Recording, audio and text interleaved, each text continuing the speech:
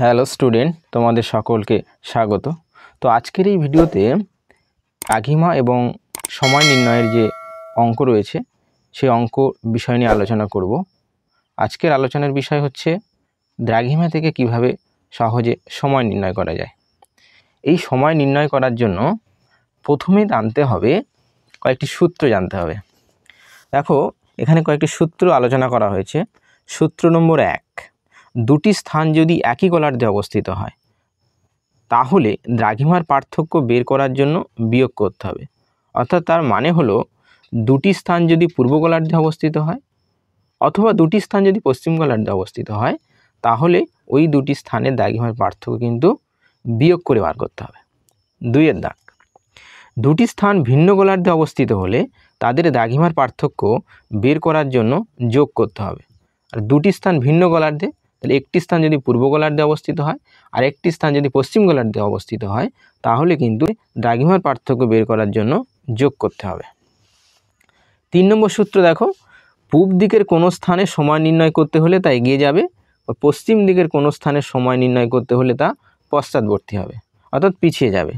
পূর্ব দিকে কোনো স্থান সবসময়ের জন্য পূর্ববর্তী এগিয়ে যাবে এবং পশ্চিম দিকের কোনো স্থানের যদি সময় নির্ণয় করতে হয় সেই স্থান কিন্তু পিছিয়ে যাবে বা পশ্চাৎবর্তী হবে। 4 নম্বর, 1 ডিগ্রি দ্রাঘিমার জন্য সময়ের পার্থক্য 4 মিনিট, 1 মিনিট দ্রাঘিমার জন্য সময়ের পার্থক্য 4 সেকেন্ড। এই 4টি ইম্পর্টেন্ট সূত্র মনে রাখতে পারলেই আমরা দ্রাঘিমা থেকে সহজেই সময় নির্ণয় করতে পারবো।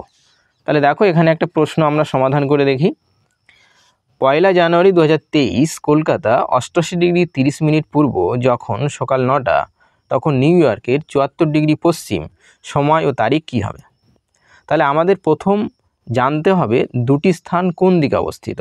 দেখো, নিউ ইয়র্ক পশ্চিম দিকে অবস্থিত, কলকাতা পূর্ব দিকে অবস্থিত। তাহলে দুটি স্থানের দ্রাঘিমা নির্ণয় করার জন্য আমাদের দুটি স্থানের দ্রাঘিমাকে কী করতে হবে? যোগ করতে হবে। তো দ্রাঘিমার পার্থক্য নির্ণয় করার জন্য 88 ডিগ্রি 30 মিনিট যোগ 74 ডিগ্রি, তাহলে দ্রাঘিমার পার্থক্যটা হবে 162 ডিগ্রি 30 মিনিট। এবারে আমাদের বার করতে হবে সময়ের পার্থক্য।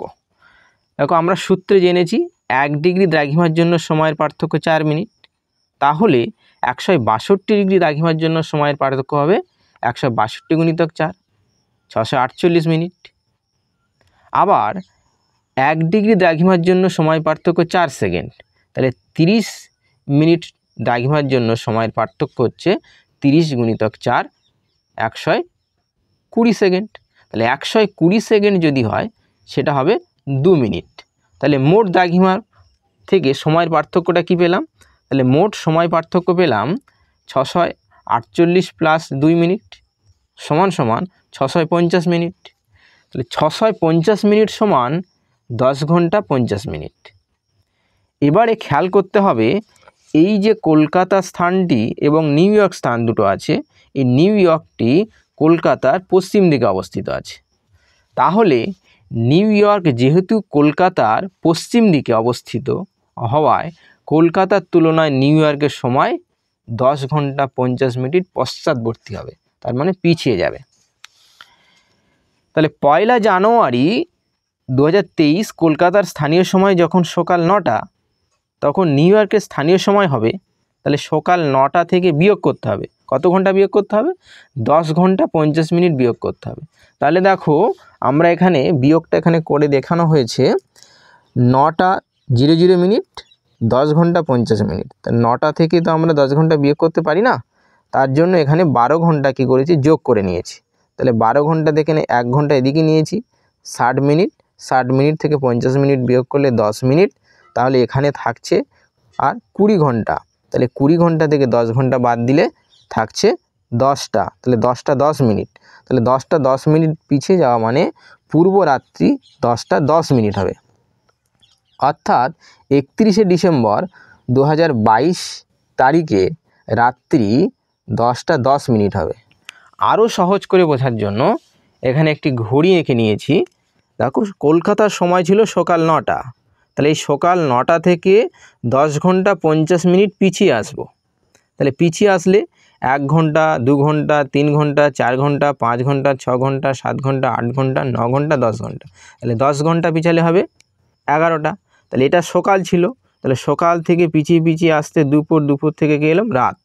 তাহলে রাত কত হলো 12টা। রাত 12টার আগে হচ্ছে রাত 11টা। রাত 11টার আগে নিশ্চয়ই রাত 10টা হবে। আরও 50 মিনিট যদি বাদ দেওয়া হয় তাহলে কত হবে 10টা 10 মিনিট রাত।